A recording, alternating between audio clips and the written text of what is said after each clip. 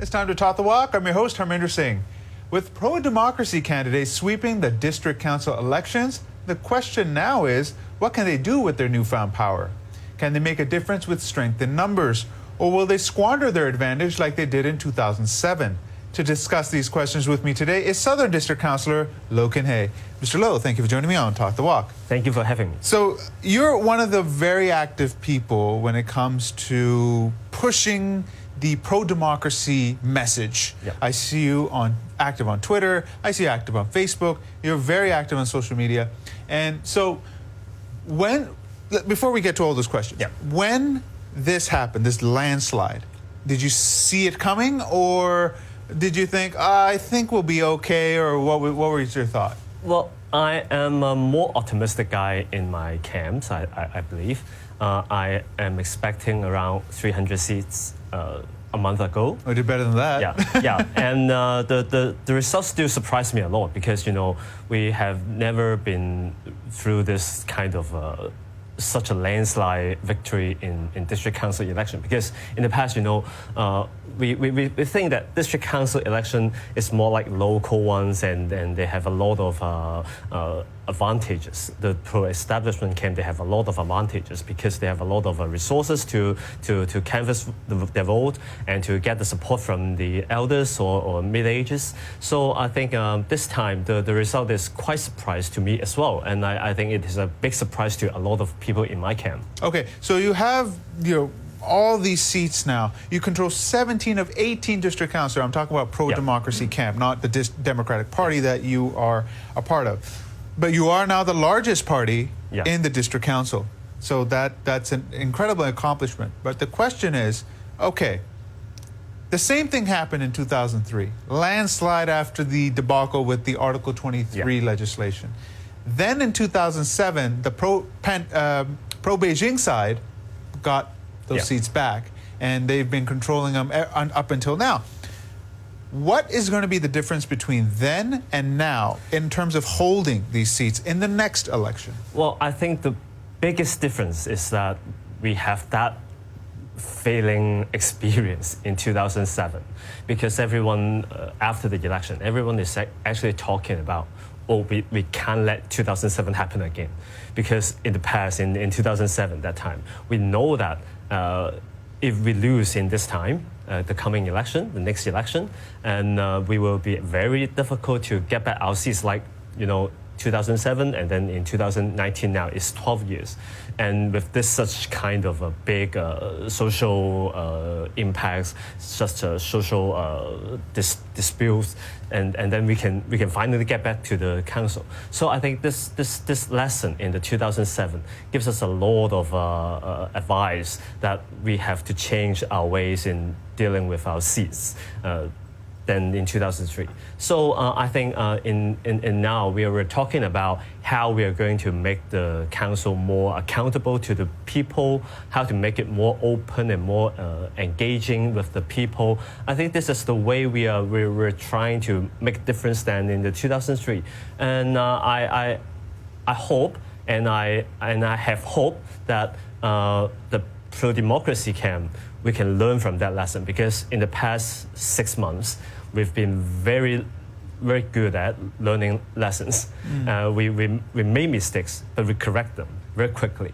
So I hope that, and I'm hopeful that we can learn from 2007 experience and make a different result in the next election. Can you give any details of what you plan to do specifically different now to make sure you retain these seats? Because the reason I ask is, I look at the people who have been elected.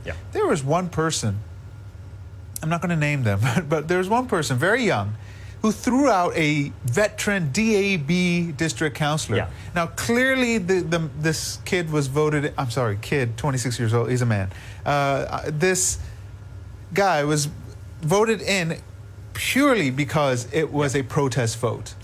His election, the one you submit to the district council, was handwritten. The other one had a very professional, sleek, and it's like, okay, it's a protest vote, but what's going to happen in 4 years? I mean, will this 26-year-old survive in the next election? Because things are going to change. The pro-Beijing camp is going to come at you for sure. They're going to up their messages. They're going to enhance their services. They're they're retaining their district councilors' salary as well. Well, there you go, right? Yeah. So, I mean, what specifically, some maybe details you can share with us that you will do that's going to be different? Well, I think I'll separate it in two categories. One is in political message, because this time we are very much a beneficiary of the protest vote, and it's a kind of referendum from Hong Kong people that they don't like the government and they don't like the government's response in the past 6 months, and I know we're very clear about that. So in the political one, we will try to make the district council, apart from the local issues, we will let our people know that the district council is also a place for political messages. It's also a place that political message can get across in district council. It's not just the legislative council. It's so that the people who voted in legislative council, who usually don't vote in district council, they will keep voting in the district council, and we hope that we can have the support from the pro-democracy people who voted for pro-democracy side in the legislative council to vote in the district council as well. Okay, let me stop you right there for 1 second, just before you get on to your next point.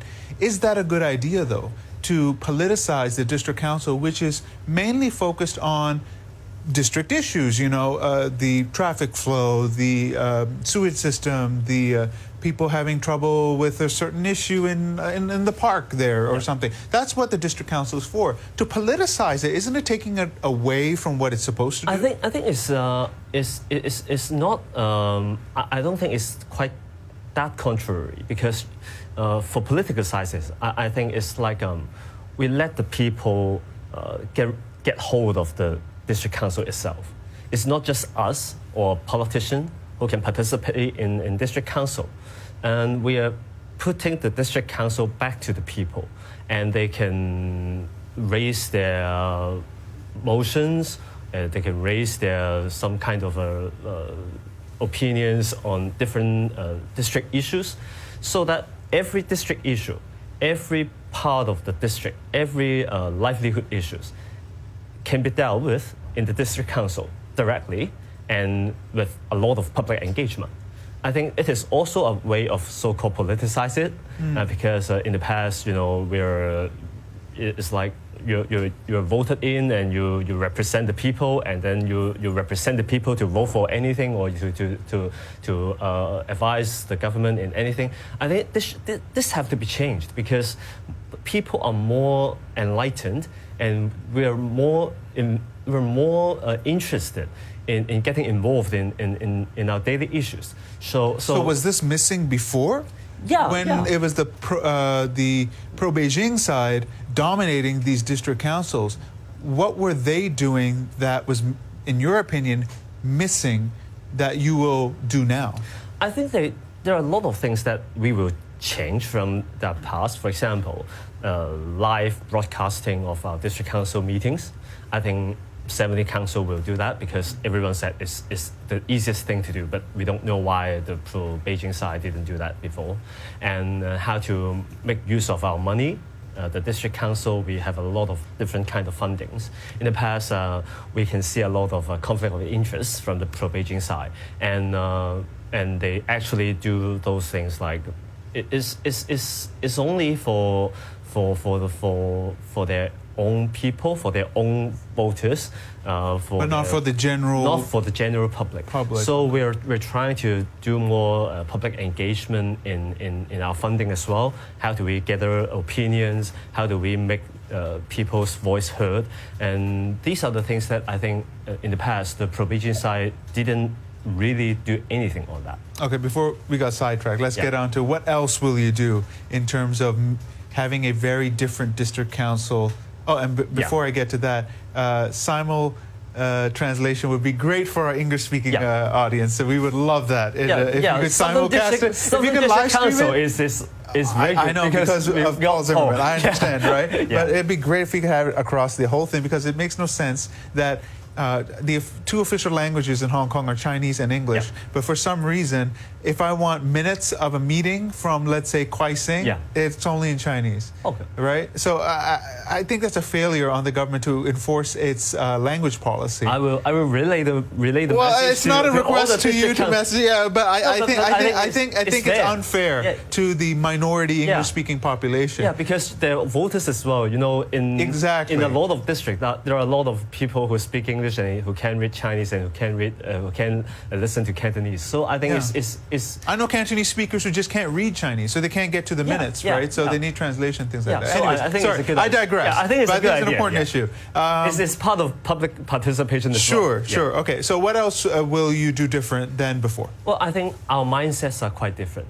The pro-Beijing side and the pro-democracy side. For example, in the past, I have a feeling that the pro-Beijing side is very afraid of getting hold of power in the district council.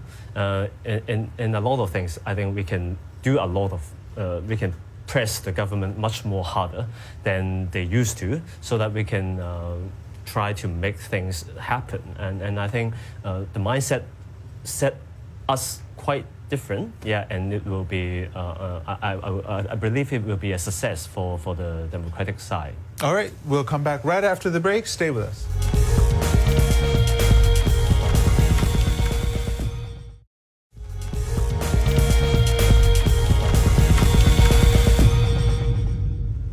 Welcome back to Talk the Walk with my guest, Loh Kin Hei, Southern District Councillor. He is also a Vice Chairman of the Democratic Party. Now, Mr. Loh, let's continue along the District Council and what's going to be different. There's one thing I was really intrigued about. There's this footbridge they want to build in Yuen Long. Oh, yeah. And then suddenly this billion-dollar, multi-billion-dollar project for footbridge is now going to be scrutinized again by the now pro-democracy camp-dominated District Council up in Yuen Long. Is that what you're going to start doing, is look at, there's a Kuntong water fountain too, that's another controversial one. Are all these projects now going to be re-scrutinized by the District Council? And to be honest, how much power do you have to stop these projects if that's what your constituents want? Well, I think we have quite much power, especially in terms of the Kuntong one, because the Kuntong one is the signature project scheme, which is initiated by C.Y. Leung at that time, and then the District Council is the one who raised the project and to proceed with the projects. So I think if the council said, no, we're not going to do the water fountain anymore, so I think we have quite some power in making the government to give way and get back to a normal or to a better discussion in the council again, and get some new things out. But for the Yuen Long one, I think the District Council, we're a consultative body. But if we're strong enough and if we insist enough, I think we can make changes, because maybe the government will say, no, we still need that footbridge, or still need some kind of a connectivity issues for the pedestrian. But how it is going to build and how it is going to implement will they have to be listening to the District Council. So I think there are ways that we can try to work to make those things change. But of course, we were not saying that everything in the past should be gone and we should get all the new things coming. And I think it mainly focus on those that we have been voicing a lot of opposition with public support. For example, the Kuntong Fountain and Yuen Long Bridge. Those two, the public very strongly oppose that. Very strongly oppose the way to use that money. So I think those kind of things we will reconsider. For example, for the Southern District one, I don't think we have a problem for that. So, in your years as a district councillor, how much government waste have you seen in terms of wasting taxpayers' money? Well, it's hard to tell, because we saw a lot of lift or escalators building, which some of them are not quite in use, actually. There are a lot of different kinds of ceremonies, carnivals. And you feel they're unnecessary? I think I think there are too much of them because we got a lot of Chinese operas, thousands of Chinese operas. Of course, we're an aging society, and there are a lot of elders who love Chinese opera. But how we spend the money and how we best use our money, I think it's not that way. It's not that we focus only on the Chinese operas and we forget all other musicals, all other entertainments, all other activities that we can do for the general public, and the elders can benefit as well. So I think it's quite lazy to keep doing the same thing again and again and again, which Hong Kong has been doing in the past for a lot of years already, and we want to change that as well. Well, when most of the constituents are elderly, you have to kind of cater to them. That's just politics, isn't it? Yeah, right? Of course, we should cater for the elders. I think it's okay for us. And I think there are a lot of ways to help them and to cater them instead of keep giving them Chinese operas. Sure.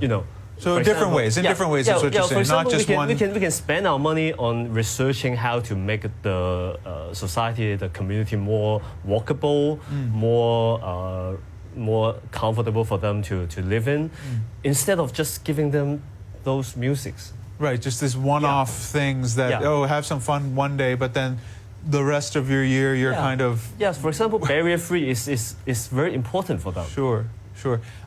Now, when it comes to the district council and these ongoing protests, okay, we're 6 months into this, we're half a year into this. Most protests do not last as long. There's usually a solution at the end of the tunnel.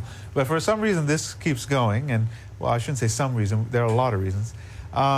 What can the district council do in terms of helping to end these protests, or somehow help, mediate, because there's always constant tension between the protesters, the police, our SAR government. There's all these teams now facing off against each other. Where does the district council fit in all this to be some sort of mechanism for a solution?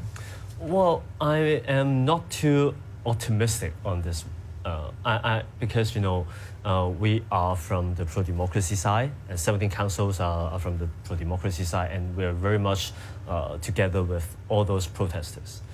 So I think we are on the protester side, for sure. And then, but currently, I think what we can do is to try to initiate something to hold the government and the police accountable, because this is what the people voted us for as well. For example, some people are talking about we can raise issues, we can raise some motions or discussions in the district council into each district, because every district we're tear gas. So maybe we can ask the government on why and how they use the tear gas, and we can ask the government in the district council. You can ask, but they may not give you an answer. Yeah, but it's I think already been asked. What's in that tear gas? And they're like, we can't tell you operational details. So instead of trying to or helping to end the protest, I think we're helping to sustain the momentum of the protest. So because there's only one person who can end this thing. There's only one entity who can end this thing. It's the SAR government. Whether they respond to the demands or not, whether they show the sincerity to actually reflect or not just telling us she's reflecting and do nothing.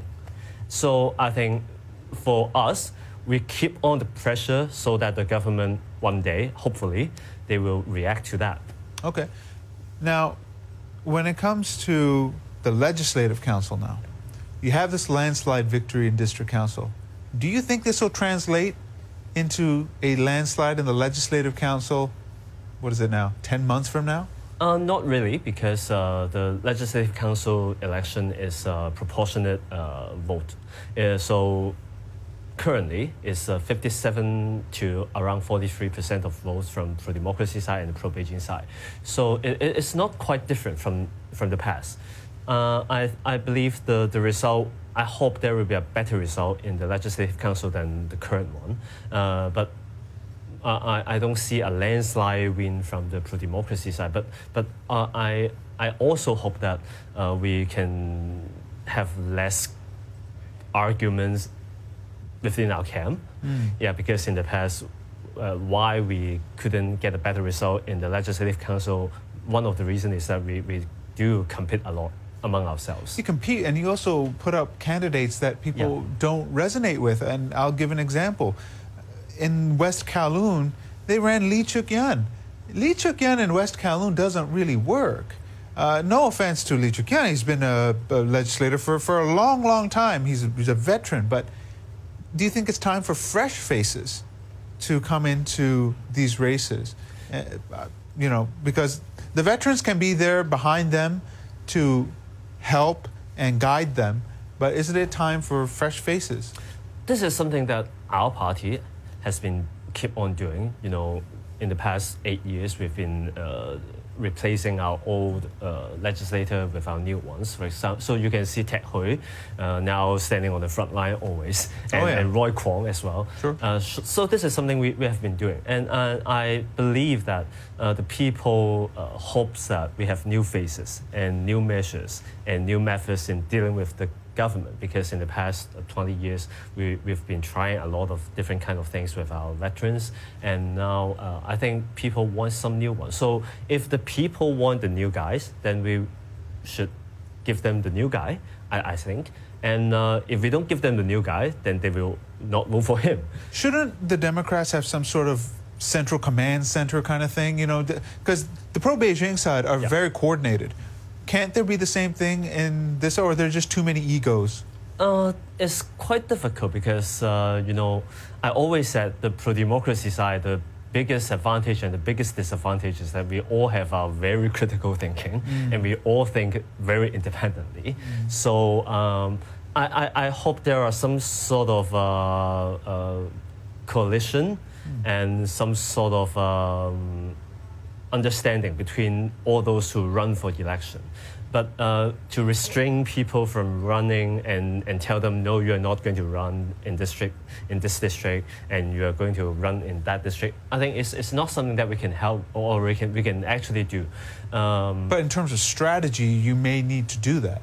Yeah, and I am proposing a new kind of strategy. So actually in the past, I've been proposing that already, that we should let everyone run.